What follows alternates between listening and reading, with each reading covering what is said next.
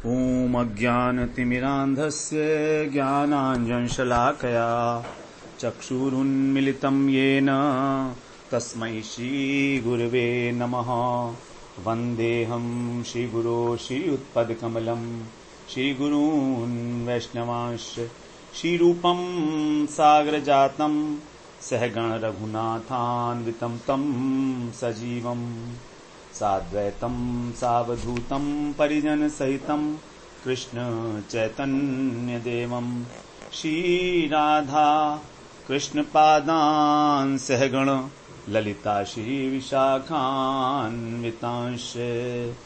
तमादिदेवं करुणानिधानं तमालवर्णं सुहितावतारम् अपार संसार समुद्र सेतुं भजामहे भागवत स्वरूपम्। हे देव हे दैत्य हे भुवनैक बंधो हे कृष्ण हे चपल हे करुणैक सिंधु हे नाथ हे रमण हे नयनाभिराम हा हा कदानुभवितासि पदं दृशोर्मे। श्री कृष्ण चैतन्य प्रभो नित्यानंद श्री अद्वैत गदाधर शिवसदि गौरभक्त वृंद। हरे कृष्णा कृष्णा कृष्ण हरे हरे हरे राम राम राम हरे हरे। हरे कृष्णा।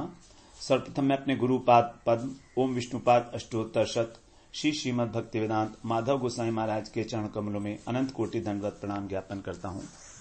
हम लोग श्रीमद् भागवत पुराण में दशम स्कंध का श्रवण कर रहे हैं, जिसमें हमारा 32वां प्रकरण श्री कृष्ण जन्म लीला प्रकरण चल रहा है। इसमें हम लोगों ने तीसरा अध्याय श्रवण किया, जिसमें भगवान का जन्म हुआ कारागार में कंस के, और फिर देवकी जी ने वसुदेव जी ने दोनों ने ही ऐश्वर्य भाव से अनुभावित होकर और भगवान की स्तुति की है। भगवान की प्रेरणा से ही वसुदेव जी कृष्ण को और नंद भवन में यशोदा जी की शैया के ऊपर जो है लिटाए, और वहां पर जो योग माया प्रकट हुई थी तो यशोदा जी के गर्भ से, तो उनको वापस लाकर और देवकी जी की शैया पर जो है सुला दिया। इस प्रकार से कोई भी नहीं जान पाया, यशोदा जी भी नहीं जान पाई कि इस प्रकार से जो है पुत्री को मेरी लेके गए हैं। बल्कि यशोदा जी को तो ये भी पता नहीं कि उनके कोई दूसरी पुत्री हुई है। उनको तो केवल यही पता है कि कुछ हुआ है मेरे, ये भी नहीं मालूम है कि उसका लिंग क्या है। तो इस प्रकार से, और वसुदेव जी जब लेकर आए थे योग माया को वहां से, तो उनको भी नहीं मालूम है कि वहां पर जो है पहले से ही एक जो है यशोदानंदन विराजमान थे, उन्हीं के अंदर जो है अदृश्य हो गए थे वो अपनी अचिंत्य शक्ति से। तो वसुदेव नंदन ने यशोदानंदन में ही प्रवेश कर लिया इस प्रकार से। तो यशोदा जी ने भी जागने पर केवल एक ही पुत्र का दर्शन किया, कृष्ण का, और जो वसुदेव जी हैं उन्होंने भी वहां पर केवल एक कन्या का ही दर्शन किया यशोदा के पास।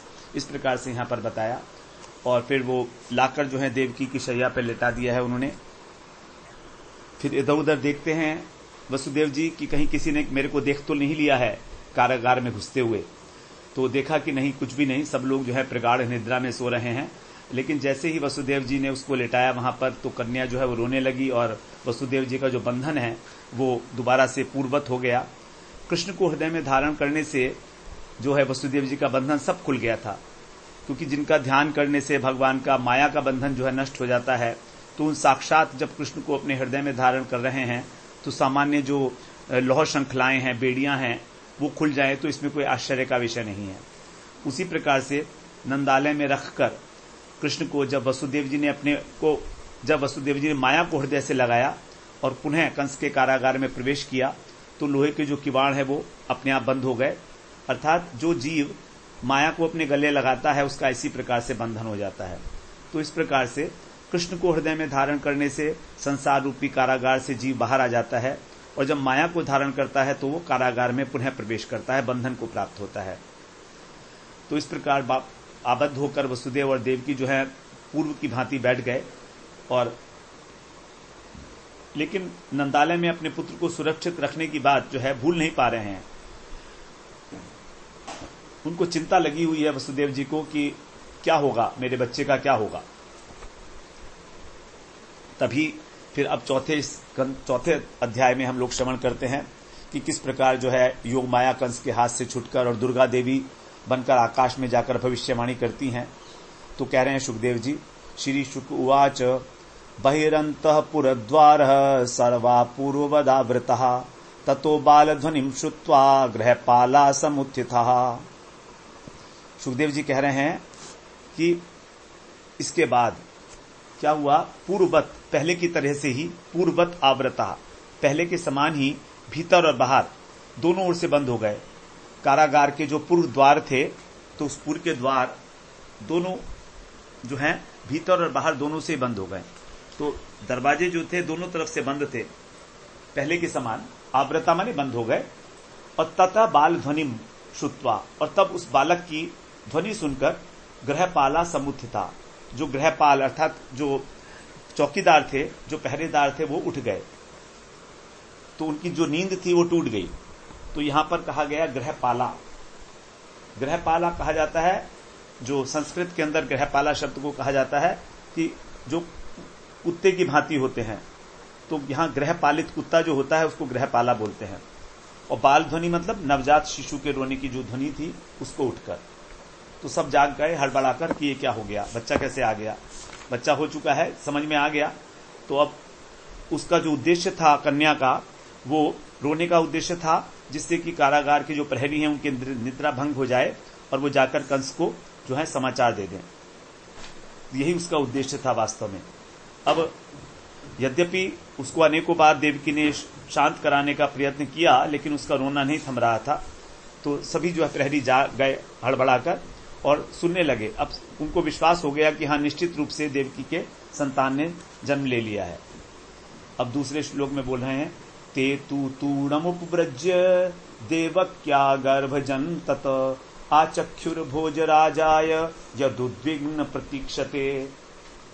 ते माने वे लोग, तूर्णम अति शीघ्र ही, उपव्रज माने समीप जाना, तत् देवक्या उस देवकी के गर्भ के जन को, भोजराजाय भोजराज कंस से जाकर उसके समीप जाकर उन्होंने आचक्षु माने बताया, यत उद्विग्न प्रतीक्षते, जो उद्विग्न होकर इस बात की प्रतीक्षा कर रहा था।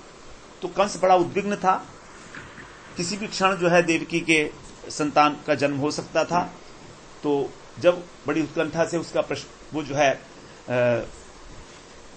प्रतीक्षा कर रहा था कंस, तो जितने भी द्वारपाल थे उन्होंने क्षण भर का भी विलंब नहीं किया और एकदम से राजभवन में उपस्थित हुए, संवाद दिया। बिना रोक टोक के जो है कंस के शयन गृह में वो उपस्थित हो गए और कंस को सब बातें बता दी। आगे बोलते हैं, सतल्पात तूर्णमुत्थाय कालोयमिति विह्वलः सूतिग्रहमागात् तूर्णम प्रस्खलन मुक्त मूर्धजः। सौ माने वह कंस जो है उसकी क्या स्थिति हुई वो बता रहे हैं। तूर्णम तुरंत ही, तल्पात उत्थाय, तल्प कहते हैं शैया को, तो अपने पलंग से उठकर अयम कालः, यही मेरा काल है, इति विह्वल, इस भाव से व्याकुल हो गया। और प्रस्खलन अर्थात लड़खड़ाता हुआ, डगमगाता हुआ, गिरता पड़ता रास्ते में कई बार। मुक्त मूर्धजः बाल खुले हुए, जिसके बाल खुले हुए हैं। सूति ग्रहम तूर्णम अगात, सूतिका के ग्रह में अर्थात कारागार में शीघ्रता से गया। अगात माने गया। तो बाल बिखरे हुए हैं और ठीक से चल भी नहीं पा रहा है, रास्ते में गिरता पड़ता। तो कह रहा है कि यही तो मेरा काल है, यही तो मेरा काल है। इस प्रकार से अत्यंत व्याकुल है कंस, क्योंकि वो तो प्रतीक्षा ही कर रहा था कि किसी भी क्षण जो है उसका काल आ सकता है। तो कंस तो तभी समझ गया था जब उसने देवकी की दिव्य छटा को देखा था, अलौकिक अंग ज्योति छोटे देखी थी, तभी वो डर गया था। और उसके जो साथी लोग थे उन्होंने बड़ा समझाया भी होगा उसको, लेकिन वो हमेशा ही भगवान की चिंता में ही निमग्न रहता था। ध्यान में, स्वप्न में, खाते पीते सर्वत्र जो है भगवान को ही देखता था, वो कृष्ण को ही देखता था। तो जब भाद्र माह की अष्टमी तिथि की रात्रि को कारागार के प्रहरियों ने, पहरेदारों ने आकर बताया, तो कंस तो व्याकुल हो गया कि तो साक्षात मेरी मृत्यु ही है। इस प्रकार से वो गिरता पड़ता वहां पर पहुंचता है, ये सोचकर कि अब मैं उसको मार डालूंगा। अब चौथे श्लोक में बोलते हैं, तमाह भ्रातरम देवी कृपया करुणम सती स्नुषेयम तव कल्याण स्त्रियम माहंतुमर्हसि। जो देवकी जी हैं उसके लिए बता रहे हैं कि हे कल्याण, अर्थात हे आयुष्मान, आपका कल्याण हो। इयम, इयम और यह, तब स्नुषा, तुम्हारी ये पुत्र वधु के समान है। जो एक कन्या है ये तो तुम्हारी पुत्र वधु के समान है, भावी पुत्र वधु होगी तुम्हारी। और स्त्रियम हंतु मां अरसी, स्त्री का वध तुम्हें नहीं करना चाहिए। तम भ्रातरम, उस भाई से इस प्रकार से जो कृपण, जो साध्वी देवकी जी हैं, वो अत्यंत दीन भाव से आह माने उन्होंने कहा। तो दीन स्वभाव वाली जो देवकी जी हैं बड़े कातर भाव से कह रही हैं। तो देवकी जी जो हैं अपने पुत्र को छिपाने के कारण हृदय में आनंदित भी हैं, लेकिन जो उनकी प्रिय सखी यशोदा हैं, उनकी कन्या को ये दुष्ट मार डालेगा, इसलिए बड़ी दुखी भी हो रही हैं। और यहां पर उनको कहा सती, सती का मतलब है वो कंस को ठगने में अत्यंत निपुण है, इसलिए कह रही हैं स्नुषा कि हे भैया ये तुम्हारी पुत्र वधु हैं, अर्थात मैं जो है इनका विवाह तुम्हारे पुत्र से करा दूंगी। क्योंकि ये रीति थी पहले समय में कि मामा और बुआ के बच्चों का विवाह संबंध हो जाता था, लोक रीति थी ये। परीक्षित जी का जो विवाह हुआ था वो भी अपने मामा जो उत्तर थे, तो उत्तरा की बहन, उत्तरा के भाई उत्तर थे, उनकी बेटी से हुआ था, इरावती से। ये उत्तर और उत्तरा दोनों ही विराट राजा विराट के पुत्र और पुत्री थे, मत्स्य देश के राजा थे विराट, उन्हीं से परीक्षित का विवाह हुआ था। और मतलब ये रीति थी पहले कि एक बेटी जिस घर में दिया जाती थी उसी घर में दूसरी बेटी भी देते थे। भगवान स्वयं के यहाँ ये ऐसा था कि अर्जुन के पुत्र जो थे, कुंती के पुत्र अर्जुन, उनसे ही सुभद्रा का विवाह हुआ था, और सुभद्रा जो है कृष्ण की बहन थी। इस प्रकार से रुक्मणी के जो भाई थे रुक्मी, उनकी पुत्री का विवाह प्रद्युम्न से हो गया, जो रुक्मणी के ही पुत्र थे। तो इस प्रकार से ये लोक रीति थी वहां पर। इसलिए जो है देवकी जी इस प्रकार से जो है उसको ठगने का प्रयत्न कर रही हैं कि शायद कंस के मन में कोई दया का भाव आ जाए, ऐसा हो सकता है। अत्यंत व्याकुल हैं, तो कांपते हुए कातर वचनों से कह रही हैं कि भैया अब तो तुमको डर नहीं है, तो देखो कन्या है, और कन्या तो वैसे भी आकाशवाणी ने ये नहीं कहा था कि कन्या तुम्हारा वध करेगी इस विशेष रूप से, तो ये तो कन्या है, कन्या का अनिष्ट कर पाएगी तुम्हारा, इसलिए तुम व्यर्थ में ही ये स्त्री वध के पाप में लिप्त मत हो, और मैं इसका विवाह जो है तुम्हारे पुत्र से कराऊंगी। इस प्रकार से जो है किसी भी प्रकार जो है कंस जो है पिघल जाए उसका हृदय, यही प्रयास कर रही हैं। तो इस प्रकार से जब बोल रही हैं कि तुम, अब आगे बोल रही हैं बहवो हिंसिता भ्रातः, यहां पर कहा कल्याण। कल्याण का मतलब है कि तुम्हारा जो है स्त्री इस कन्या के वध से कल्याण होगा, अकल्याण हो जाएगा, इसलिए तुम इसको छोड़ दो, मारो मत ना। तो यदि तुम अपना कल्याण चाहते हो तो इसको मत मारो कन्या को। 5वें श्लोक में कह रही हैं बहवो हिंसिता भ्रातः शिशुभ पावकोपमः त्वया देव निसृष्टेन पुत्रिकैका प्रदीयताम। यहां पर अब कह रही हैं 5वें श्लोक में कि हे भ्रातः, अर्थात हे भाई, देव निश्रेष्टेन, देव की प्रेरणा से, पावक उपमा, अग्नि के समान जो मेरे तेजस्वी, बहव शिशुवः, बहुत से शिशु थे, त्वया तुम्हारे द्वारा हिंसिता मार दिए गए हैं, और एका पुत्रिका प्रदीयताम, इसलिए अब तुम ये नन्ही सी जो पुत्री है इसको मुझे प्रदान कर दो, कम से कम तुम मुझे इतना तो दे दो। तो कोई बात नहीं है, ये मेरा ही दुर्भाग्य है, मैं मान लूंगी। यहां पर कह दिया उन्होंने देव निसृष्टेन, ये प्रारब्ध है मेरा। तो ये नहीं कह रही है कि तुम बड़े निर्दयी हो, तुम बड़े क्रूर हो। यदि ये कहेंगी तो और कंस को क्रोध आएगा।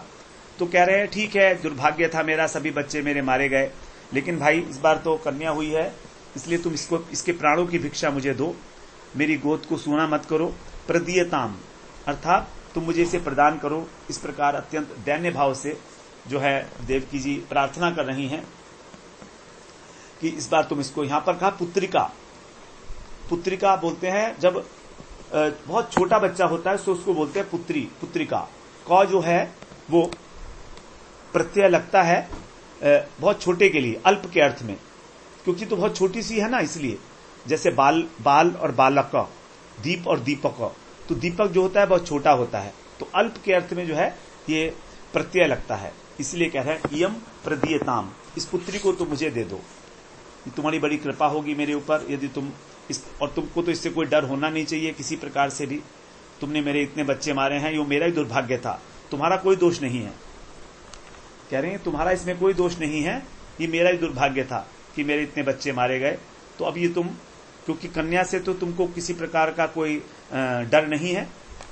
अब छठे श्लोक में कह रही हैं, ननु अहम ते ह्यवराजा दीनाहत सुता प्रभो दातुमरसी मंदाया अंगे माम चरमाम प्रजाम।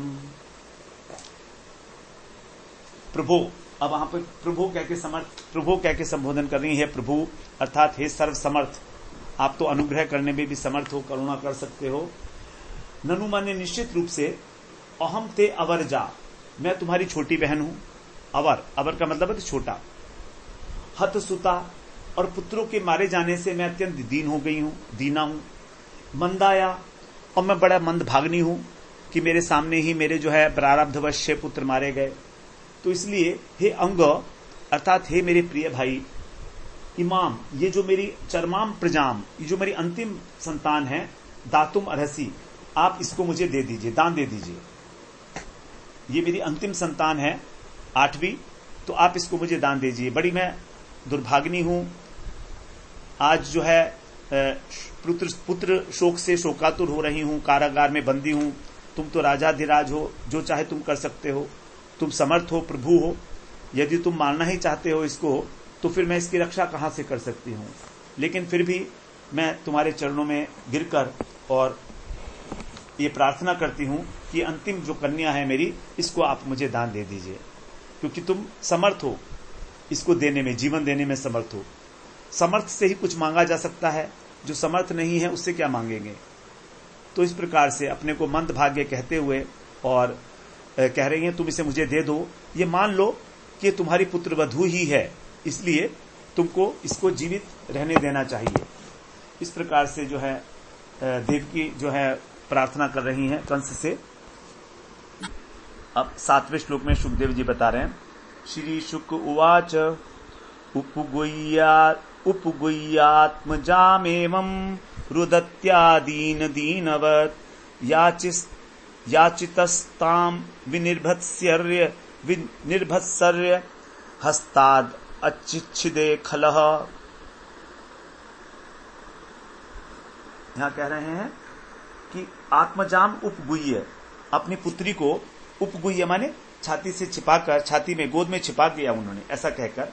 एवं इस प्रकार से दीन होकर, दीनवत, अत्यंत दीन की भांति, अर्थात दीन से भी दीन, दीनवत मतलब दीन से भी दीन, दीनाति दीन होकर उसकी भांति, रुदत्या रोते हुए, याचिते माने मांगने पर भी कि आप इस कन्या का दान मुझे दे दो, बार बार प्रार्थना करने पर भी, ताम भी निर्भत्स से उन्हें छिड़क दिया, कंस ने उनको झिड़क दिया। हिंसा स्वभाव जो संपन्न कंस है, उसने देविका का तिरस्कार कर दिया, भर्त्सना कर दी। खलय अस्तात, और उस दुष्ट ने, हस्तात माने अपने हाथ से, आचित छदे, उनको छीन लिया। जो कन्या थी उसको अपने हाथ से छीन लिया उन्होंने। दुरात्मा है कंस, दुष्ट है, तो बलपूर्वक उसने जो है कन्या को देवकी जी के हाथों से छीन लिया है। देवकी जी का कितना दुर्भाग्य है, यहां पर बताते हैं कि कंस के कारावास में पड़ी हैं। एक तो कारावास का दुख है, पुत्रों का शोक है, भय से विह्वल हैं, और कन्या की प्राण रक्षा के लिए व्याकुल हो गई हैं। तो इस प्रकार से जो अत्यंत दीन भाव को धारण किए देवकी जी हैं, उनको देखकर जो पाषाण हृदय भी, उसके हृदय में भी करुणा का संचार हो जाए। लेकिन जो कंस है वो तो पाषाण से भी अधिक क्रूर है, उसमें तो करुणा का जरा सा भी लेश मात्र भी जो है उदय नहीं हुआ। इसलिए बाद में उनसे जो दुष्ट डांट के कहने लगा कि क्या मैं अपने प्राणों की ममता छोड़ दूं और तेरे कन्या के प्राण भिक्षा में दे दूं, जल्दी छोड़। यदि तू नहीं छोड़ेगी तो तुझे भी कन्या के साथ मार डालूंगा। इस प्रकार जो है जबरदस्ती कंस ने और उसको ले लिया, बलपूर्वक उसको छीन लिया देवकी के हाथ से। अब आगे, ताम गृहीत्वा चरणयोर जात मात्राम स्वसुः सुताम अपोथयच्छिला पृष्ठे स्वार्थोन्मूलित सौहृदः। स्वार्थ उन्मूलित, स्वार्थ के द्वारा जो जड़ से उखाड़ दिया गया है जिसका सौहार्द, ऐसा कंस। कंस कैसा है? अपने स्वार्थ के कारण उसका जो हृदय का सौहार्द है वो सब प्रकार से नष्ट हो चुका है, जरा सा भी उसके अंदर करुणा कहीं भी नहीं है। तो ऐसा वो जात मात्राम, उसने जात मात्राम जो अभी उत्पन्न हुई है, नवजात है, ताम उस स्वसु बहन की जो पुत्री है सुताम, चरणों उसके पैरों को गृहीत्वा माने पकड़कर शिला पृष्ठे अपोथयत, शिला के ऊपर पटक दिया। तो कंस ने जो है बाएं हाथ से देवकी का दाहिना हाथ छुड़ाया और दाहिने हाथ से बलपूर्वक नवजात कन्या के दोनों पैर को पकड़ा। और क्योंकि वो तो स्वार्थ सिद्धि से बिल्कुल अंधा हो चुका था, उसके हृदय में प्रेम, करुणा, दया, ममता ये कुछ था ही नहीं, तो इसलिए वो बाहर आया वहां से, कोठरी से, कारागार से, और उसका मस्तक जो है चूर्ण विचूर्ण करने के लिए उसने बड़े वेग के साथ उसको शिला के ऊपर पटका कंस ने। अपोथयत का मतलब फेंक कर मारा। वहां पर उस कक्ष में अथवा उसके बाहर कोई पत्थर पड़ा हुआ था, शिला पड़ी हुई थी, तो या तो कक्ष में ही पड़ी होगी, क्योंकि कक्ष में जब वो कंस आता होगा तो बैठता होगा, तो इसके ऊपर बैठने के लिए पड़ी होगी शायद। तो इस प्रकार से उसने उस नवजात शिशु को जो है बड़ी क्रूरता के साथ उसके पत्थर के ऊपर देकर मारा। अब 9वें श्लोक में कह रहे हैं, सा तदहस्तात् समुत्पत्य सद्यो देव्यंबरम गता अदृश्यतानुजा विष्णु सायुधाष्ट महाभुजा। बड़ी अद्भुत घटना हुई। जिस समय उसने पटका देकर मारा उस समय बड़ी अद्भुत घटना हो रही। क्या बता रहे हैं? तदहस्तात् अर्थात कंस के हाथ से, समुत्पत्ति छिटक कर वो जो कन्या थी वो उससे छूट गई कंस के हाथ से। और सद्य माने तुरंत ही, सा विष्णु, जो विष्णु की अनुजा है, छोटी बहन है, कृष्ण की छोटी बहन कौन है? वो योग माया। वे अंबरम गता, आकाश में जाकर, तत् वहां पर वो सायुधा, शस्त्रों के सहित 8 विशाल भुजाओं वाली देवी अदृश्यत, देवी के रूप में दिखाई पड़ी, जो विशाल भुजाओं के अंदर में अपने शूल इत्यादि शस्त्र लिए हुए थी, ऐसी जो योगमाया थी। तो जैसे ही उसने उनको पटका, अब उसके हाथ से छूट गई वो, और कंस के मस्तक पर उन्होंने बड़े तीव्रता के साथ अपना पैर मारा, पदाघात किया, आकाश में चली गई। तो उस पदाघात से कंस का जो सिर था वो चकराने लगा और वो दृष्टि विहीन हो गया, उसको कोई दिखाई नहीं दिया कुछ क्षण के लिए। दोनों हाथों से अपने सर को पकड़ गए बैठ गया कंस। फिर आकाश मार्ग में जब उसने गर्जन हुआ, एक बादलों किसी गर्जन से ध्वनि जब हुई, तो उसने ऊपर की ओर देखा। वहां क्या देखता है कि करोड़ों बिजलियों की कांति सी, अंग कांति वाली जो है एक रमणी, अष्टभुजा रमणी वहां पर विद्यमान है। उनके 8 हाथों के अंदर धनुष, शूल इत्यादि जो है सभी अस्त्र जो है विराजमान है। अब 10वें 11वें श्लोक में बता रहे हैं कि उनके हाथों में क्या क्या विराजमान है। दिव्य श्रृंगम्बरालेप रत्नाभरण भूषिता धनुशूलेषु चर्मासी शंख चक्र गदाधरा सिद्ध चारण गंधर्वैरप्सरः किन्नरो रगै उपाहृतोरुबलिभिः स्तूयमाने दमब्रवीत। वो जो देवी थी उनके हाथों में क्या क्या था बता रहे हैं। दिव्य श्रग, वो गले में दिव्य माला पहनी हुई थी। अंबर, उनका दिव्य वस्त्र था, अलंकार से युक्त थी। अंगराग लगा हुआ था उनके शरीर के ऊपर, रत्नों से जड़ित आभूषण थे, अलंकृता। और उनके हाथ में धनुष था, शूल माने त्रिशूल, ईशु माने बाण, शर्म माने ढाल, अस्सी तलवार, शंख चक्र और गदा। इस प्रकार से शंख चक्र, धनुष, शूल, बाण, ढाल, तलवार, शंख चक्र और गदा, इस प्रकार से। और गलों में पुष्प की माला, चंदन, अगरू कुमकुम का लेप लगा हुआ था सर्वांग में, उनके मणिमय दिव्य आभूषण थे, और सिद्ध चारण, गंधर्व, अप्सरा, किन्नर इत्यादि नाग, ये सभी जो हैं उपहारों के साथ जो छोटी बहन थी कृष्ण की महामाया, उनका पूजन कर रहे थे। तो जब वो कंस के हाथ में गई जिस समय, उसी समय कहते हैं कि वो योगमाया नहीं रही। योगमाया वो तब तक थी जब तक वो देवकी के पास थी, लेकिन कंस के हाथ में जाती, क्योंकि कंस योगमाया को स्पर्श नहीं कर सकता। कंस जो है, क्योंकि योगमाया जो है चिन्मय तत्व है, और कंस जो है चिन्मय नहीं है, कंस तो प्राकृत है। तो इस प्रकार से वो प्राकृत जो महामाया है, उन्होंने वही जो है कंस के हाथ में गई। उन्होंने अपना जो स्वरूप था वो महामाया का स्वरूप धारण करके, और फिर स्तुति माना। सभी लोग ये स्वर्गवासी देवता इत्यादि सब स्तव स्तुति करने लगे, और ऐसी देवी जो थी इदम अब्रवीत, ऐसा प्रकार से कहने लगी। तो कंस से उन्होंने यह बात कही। जब इस प्रकार से देखा उसने, कंस ने, कि ये मेरे हाथ से छूट गई हैं, आकाश में देखा, हाथ जो है अपना सर पकड़े बैठा हुआ था नीचे। जब एक मेघ की गर्जन जैसी गंभीर आवाज सुनाई दी आकाश से, तब वो ऊपर की तरफ देखा उसने, वहां पर जो है उसको दिखाई दी दुर्गा जो है वो अष्टभुजाधारी, अष्टभुजा देवी दर्शन किए। अब 12वें श्लोक में जो देवी कह रही हैं वो बता रहे हैं कि मया हतया मंद जात है खलु तावांत कृत यत्र क्वैवा पूर्व शत्रुर माहिंसी कृपणान वृथा। हे मंद अर्थात हे मूर्ख, मया हतया, मुझे मारकर, किम, क्या प्रयोजन सिद्ध करना चाहते हो तुम? मुझे मारकर क्या प्रयोजन, तुम्हारा क्या लाभ होगा? क्योंकि तब अंतकृत, तेरा जो अंत करने वाला है वो, अथवा पूर्व शत्रु, तुम्हारा जो पुराना शत्रु है पिछले जन्म में जिन्होंने तुझे मारा था, वही खलु, निश्चित रूप से, यत्र, जहां पर भी, क्वा जातः, जहां कहीं उत्पन्न हो गया है, तो तेरे पूर्व जन्म का शत्रु किसी अन्य स्थान पर कहीं पर उत्पन्न हो गया है। इसलिए वृथा कृपणान माहिंसी, व्यर्थ में तुम जो दुखी हैं वसुदेव देव की, इनका उत्पीड़न मत करो। माहिंसी माने उनके ऊपर हिंसा मत करो तुम, क्योंकि तुम्हारे को मारने वाला तो पहले पुत्र जो है कहीं पर और उत्पन्न हो चुका है। तो इस प्रकार देवी जो है उसके हृदय को कंपित करती हुई, उसके हृदय में भय का संचार करती हुई बोलती है, तेरा क्या प्रयोजन सिद्ध होगा? तू बेकार में वसुदेव देव की और यादवों के प्रति हिंसा कर रहा है, इससे तेरा अनिष्ट और बढ़ता ही चला जाएगा।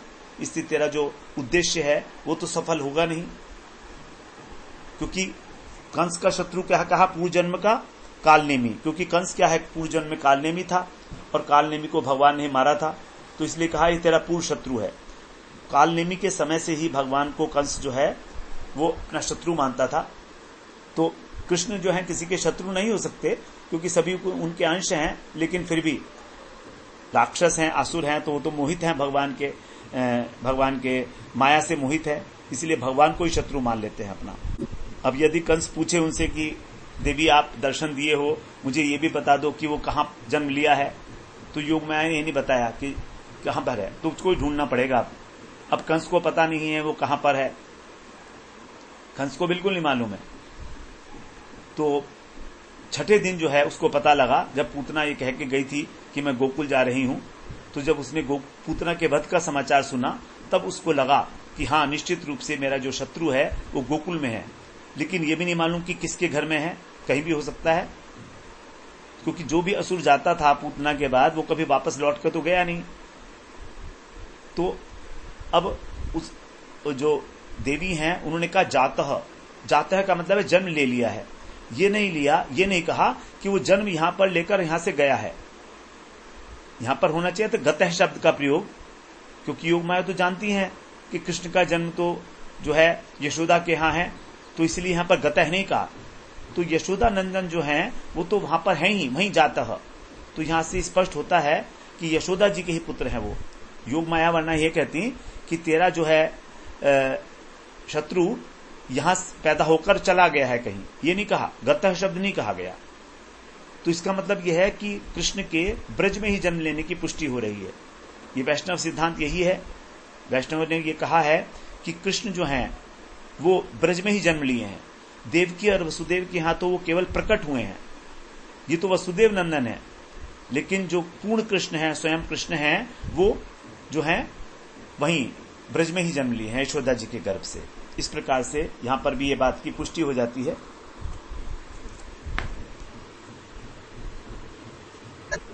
13वें श्लोक में कह रहे हैं, इति प्रभाष्यतम देवी माया भगवती भुवि बहुनाम निकेतेषु बहुनामा बभूव। इति माने इस प्रकार से, प्रभाष्य माने कहकर, जो ये योग माया है उससे ये कहकर, तम माने उससे, भगवती जो माया देवी हैं, भूवि माने इस पृथ्वी पर, बहु नाम निकेतेषु बहुत से नामों के स्थानों में, नामों वाले जो स्थान हैं उनमें, ह माने निश्चित रूप से, बहुत नाम वालु बहु माने हो गई। तो भगवान ने उनको पहले से ही ये वरदान दिया था कि तुम्हारे इस पृथ्वी के ऊपर जो है बहुत सारे नाम होंगे अलग अलग स्थान पर। तो वही जो योग माया है, वो भगवान की जो शक्ति है, वही अनेक प्रकार से यहाँ पर जानी जाती हैं। काशी में और दुर्गा, कामाख्या इत्यादि बहुत सारे स्थान हैं जहां पर वो अलग अलग नामों से जानी जाती हैं, पूजित होने लगी, दुर्गा, कामाख्या इत्यादि। अब 4वें श्लोक में कह रहे हैं, तयाभिहितमाकर्ण्य कंसः परम विस्मितः देवकीं वसुदेवञ्च विमुच्य प्रश्रितो ब्रवीत। तयाभिहितम आकर्ण्य, अभिहित, अभिहित, तया अभिहित, तया अभिहितम, तया अभिहितम, तया माने उसका, अभिहितम माने ये कथन, आकर्ण्य माने सुनकर, कंस परम विस्मित है, परम आश्चर्य में पड़ गया। क्यों?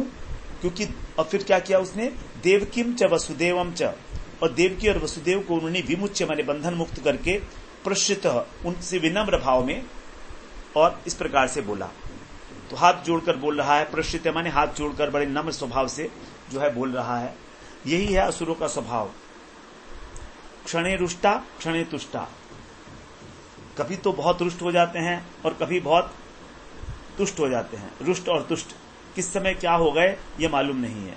कंस का भरोसा नहीं है कि वो क्या कभी करेगा, कुछ भी नहीं मालूम है। तो इस प्रकार से जो है विनम्र भाव से ये बोल रहा है, परम विस्मित होकर। उसको आश्चर्य क्यों है? क्योंकि आकाशवाणी ने तो कहा था कि जो है वो मेरे को मारेगा, लेकिन ये नहीं कहा था कि वो एक कन्या उत्पन्न होगी। और ये तो जो है दुर्गा देवी है, ये मेरी तो देवी है, मानवी देवकी के गर्भ से दुर्गा देवी का जन्म। ये बड़ा आश्चर्य है, क्योंकि कंस तो जो है अपनी बहन देवकी को एक साधारण स्त्री मानता है ना, तो उसको बड़ा आश्चर्य हो रहा है कि साधारण स्त्री से और दुर्गा का जन्म कैसे हो गया, क्योंकि दुर्गा तो उसकी कंस की भी आराध्या है, इसलिए वो बड़ा विस्मय हो रहा है। तो इस प्रकार से वो सोचता है कि अब मेरी रक्षा संभव हो नहीं सकती, मेरी किसी प्रकार रक्षा नहीं हो सकती, और मैंने बेकार ही देवकी और वसुदेव के प्रति इतना अत्याचार किया, उनको कारागार में डाला, उनके पुत्रों को मार दिया, इनको कितनी पीड़ा दी। तो अब ये अष्टभुजा देवी क्या मुझे क्षमा करेंगी? मैं तो इनके माता पिता का शत्रु हो गया, इनकी तो पुत्री है ये अष्टभुजा देवी, मेरी आराध्या है। तो निश्चित है ये जो देवी मुझको दंड प्रदान करेगी। पता नहीं अभी तक मैं मरा कैसे नहीं हूं, लेकिन इतने दिव्य अस्त्र हैं इस अष्टभुजा के हाथों में कि यदि एक अस्त्र का भी वो प्रहार करेंगी तो मैं सारे अनुचरों के साथ यमलोक में पहुंच जाऊंगा। जब उन्होंने एक मेरे को पैर मारा तभी मैं कितना अधमरा हो गया। खैर जैसे भी हो अब, लेकिन अब जो है देवकी वसुदेव को मैं प्रसन्न कर लेता हूं। इससे क्या होगा कि हो सकता है ये मेरे ऊपर अगर प्रसन्न हो गए, इनकी कृपा हो गई, तो फिर जो है देवी जो है मेरे को छोड़ दें, मेरे प्राणों की रक्षा हो जाएगी। इसके अतिरिक्त और कोई जो है उपाय मुझे दिखता नहीं है। तो कंस ये सारी बातें सोचकर ही और अब बड़े विनीत भाव से कह रहा है वसुदेव देवकी से, बोलता है, अहो भगिन्यहो भाम मया वाम बत पापमना पुरुषाद इवापत्यम बहवो हिंसिता सुता।